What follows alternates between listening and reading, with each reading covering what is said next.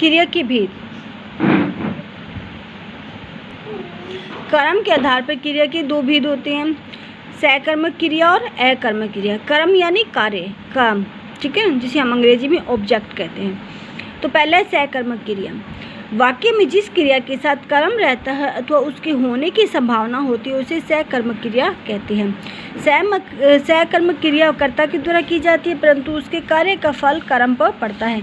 जैसे कनिका गीत गाती है, अब यहाँ पे गाती है क्रिया है और इसका प्रभाव किस पे पड़ रहा है, गीत पे, यानी कनिका क्या कार्य कर रही है, गीत गाने का कार्य कर रही है। तो ये सकर्मक क्रिया, यानी कि जिन क्रियाओं में कर्म होता है उन्हें सकर्मक क्रिया कहते हैं।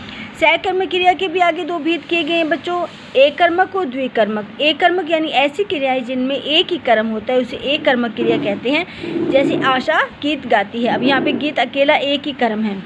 द्विकर्मक क्रियाएं ऐसी क्रियाएं जिनके दो कर्म होते हैं उन्हें द्विकर्मक क्रियाएं कहते हैं। जैसे सरिता कविता को पत्र लिखती है, इस वाक्य में कविता और पत्र दो कर्म हैं, इसलिए यहाँ पे द्विकर्मक क्रिया है। अब है दूसरा अकर्मक क्रिया। अकर्मक का अर्थ है बिना कर्म के, यानी जिन वाक्यों में क्रिया के साथ कर्म का प्रयोग नहीं किया जाता अथवा क्रिया का करना कर्ता तक ही बना रहता है, उन वाक्यों में अकर्मक क्रियाएं होती है। जैसे अर्चना पढ़ रही है, अब पढ़ रही है ये जो कर्म है ये कौन कर रहा है, अर्चना ही कर रही है, यहाँ पे कोई कर्म नहीं है।